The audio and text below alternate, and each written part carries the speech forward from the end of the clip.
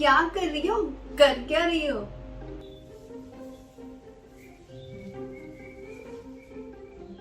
दिवाली की सफाई, जो कि किसी त्योहार में नहीं होती।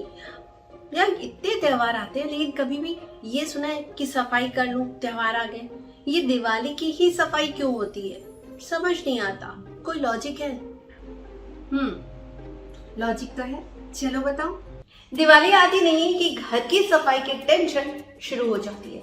थकान पहले से ही लगने लगती है। क्यों? क्योंकि लगता है अब तो इतना सारा काम है, और इसी चक्कर में हम परेशान हो जाते हैं और सोचते हैं आखिर दिवाली की सफाई की क्यों जाती है। इसके पीछे है साइंटिफिक रीजन। क्या आपको पता है? और हम आज आपको बताने वाले हैं कि आपको दिवाली में क्या करना चाहिए, क्या नहीं करना चाहिए, कौन से सामान जरूर खरीदने चाहिए, सारी डिटेल नॉलेज। हमारा मिशन आपकी लाइफ को इजी बनाना है, तो जानना है जरूरी। तो वेलकम टू रंग दे जिंदगी, शेयर फिनेंस विद पूर्वी।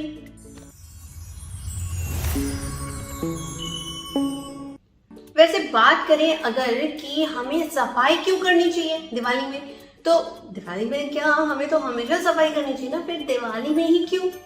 इसके पीछे बहुत बड़ा लॉजिक है कि आपको सफाई तो हमेशा करनी चाहिए, लेकिन दिवाली के दौर में क्योंकि एक मान्यता मानी गई है कि लक्ष्मी जी घर पे निवास करते हैं जिनके घर साफ सफाई होती है। तो अगर आपका घर स्वच्छ है ना, तो दिवाली में लक्ष्मी जी स्वयं पधारेंगी और आपके घर में निवास करेंगी। लेकिन उसके साथ साथ आपको अगर वैज्ञानिक रिजल्ट दिखाएं तो अगर आप घर की साफ सफाई करते हैं तो आपके माइंड को पीस मिलता है, यानी कि आपके हेल्थ पर पॉजिटिव इफेक्ट पड़ता है। लेकिन अगर आपके घर में गंदगी है, आपका घर बिखरा हुआ है, आपके रूम में साफ सफाई नहीं है, कहीं भी कुछ भी सेटिंग से नहीं पड़ा है, व्यवस्थित नहीं है, तो भी आपका माइंड पीस फील नहीं करेगा, जिससे आपको स्ट्रेस फील होगा, जिससे एक हार्मोन रिलीज होता है जो कि आपकी बॉडी को विषाक्त करता है।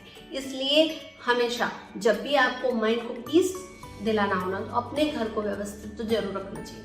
लेकिन दिवाली में चूंकि ये मान्यता है तो हम इस समय अपने घर को साफ सुथरा करते हैं और हम इजी फील करते हैं। अब प्रश्न तो ये उठता है ना कि आखिर हम गैर जरूरी सामान इकट्ठा ही क्यों करते हैं?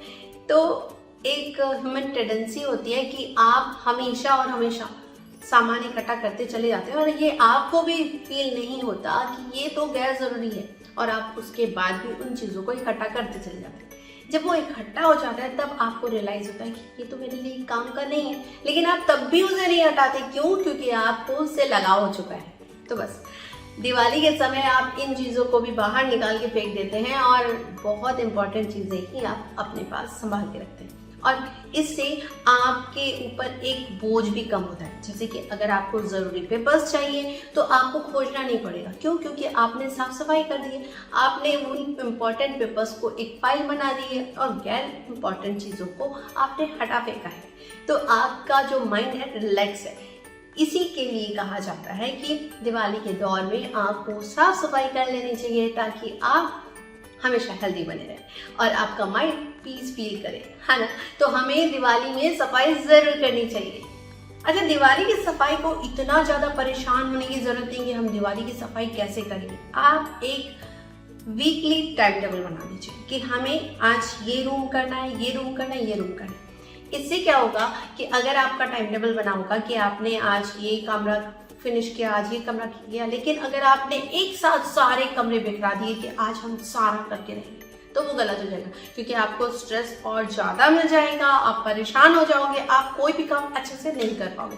लेकिन वही आप सीरियल वाइज एक एक कमरा पकड़ के करेंगे तो आपका सारा घर चमकदार हो जाएगा। तो आपको अपने घर की सफाई करनी है तो एक मैनेजमेंट कीजिए, प्रबंधन कीजिए कि आपको कौन सा कब रूम करना है, कितना आप कर सकते हो, आपकी कैपेबिलिटी कितनी है करने की। ये सब जब डिसाइड हो जाए तभी आप काम में हाथ डालिए। लेकिन अगर आप काम को टालते चले गए ना कि आज नहीं कल करूँगा, कल नहीं परसों करूँगी, उससे प्रॉब्लम बढ़ जाएगी, यानी कि आपकी दिवाली की सफाई में लेट हो जाएगी और जब आप करेंगे ना तो सब कुछ गड़बड़ कर देंगे। इसलिए आपको तसल्ली से एक हफ्ता पहले या 10 दिन पहले ही ये काम शुरू कर देना चाहिए और अपने घर को साफ सफाई कर देनी चाहिए। लेकिन वो तभी पॉसिबल है जब आप शुरू से ही प्लानिंग करके चलें। लेकिन अगर आप ये काम कर रहे हैं, फिर आपको ध्यान जा रहा है अरे मुझे वहाँ काम छूटा हुआ है और आप वो काम छोड़ के दूसरा काम पे लग जा रहे हैं, तो ये आपका प्लान बिल्कुल गलत होगा। आपको कोई भी एक कमरा पकड़ना है और उसको पूरा क्लीन करके निकलना है। इससे आप अपने काम पर पूरा फोकस कर पाएंगे। वैसे दिवाली में हमें खरीदना क्या क्या चाहिए? दिवाली का मतलब केवल दिवाली का दिन नहीं होता, बल्कि भैया दूज होता है, गोवर्धन पूजा होता है, धनतेरस होता है। तो ये 4-5 जो होते हैं बहुत इंपॉर्टेंट होते हैं। तो हमें ये 5 दिनों को बहुत ही अच्छे तरीके से मैनेज करना होता है। और हमें दिवाली में क्या क्या परचेस करना चाहिए, कैसे करना चाहिए, सारी डिटेल वाले चलिए बताएं। धनतेरस के दिन ना हमें झाड़ू जरूर खरीदना चाहिए, क्योंकि झाड़ू लक्ष्मी का रूप माना जाता है और हमें इसीलिए कहा जाता है कि हमें पैर नहीं लगाना चाहिए झाड़ू को। तो झाड़ू हमें जरूर और जरूर लेना चाहिए। इससे धन की वर्षा होती है, हमारा घर साफ सुथरा रहेगा तो लक्ष्मी जी हमें हमेशा मिलती रहेंगी, हमारे घर प्रवेश करेंगी, हमारे घर निवास करेंगी। तो हमें झाड़ू जरूर लेना चाहिए। अच्छा, झाड़ू केवल अपने घर के लिए नहीं बल्कि आप दान के रूप में भी दे सकते हैं। आप मंदिर में दान करके आइए या किसी गरीब को दे दीजिए, तो झाड़ू जरूर और जरूर लेना चाहिए। धनिया के बीज भी हमें जरूर खरीदना चाहिए, क्योंकि लक्ष्मी जी से प्रसन्न होती हैं। तो धनिया के बीज कुछ लक्ष्मी जी को अर्पित जरूर करें। धनतेरस के दिन आप बही खाता अगर रखते हैं तो आप रजिस्टर ले सकते हैं या पेन कॉपी ले सकते हैं, ये सब शुभ माने जाते हैं।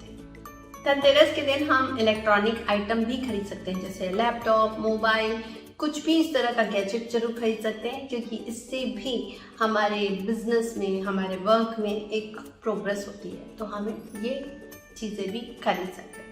बर्तन, अगर बर्तन की बात करें तो धनतेरस पे आपको बर्तन खरीदने चाहिए, लेकिन बहुत लोगों को ये नॉलेज ही नहीं होती कि बर्तन कौन सा खरीदें। तो हम बता दें कि बर्तन में आपको पीतल के बर्तन खरीदने चाहिए, ये शुभ माने जाते हैं।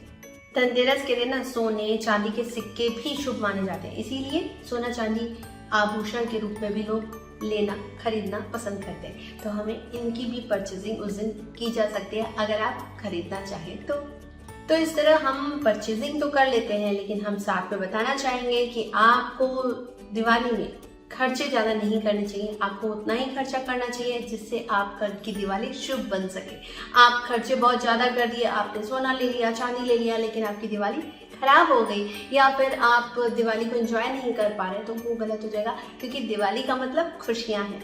तो खुशियों को घर ले आइए। वो किसी भी रूप में हो सकती है, वो आपके छोटे सामान से भी हो सकती है, और नहीं तो आप ऐसे भी खुश रह सकते हैं। लेकिन दिवाली में खुशियों के साथ आपको घर की सफाई ज़रूर करनी चाहिए। इससे आपके माइंड को पीस मिलेगा और आपको जो स्ट्रेस फील होता है वो भी नहीं होगा और आप हैप्पी रहेंगे। तो मैं पूर्वी अब आपसे मिलूंगी नेक्स्ट वीडियो में। जाते आते लाइक शेयर सब्सक्राइब करना ना भूलें और कमेंट सेक्शन में जरूर बताएं मेरी वीडियोस के बारे में जो आप जानना है। तब तक के लिए हैप्पी दिवाली।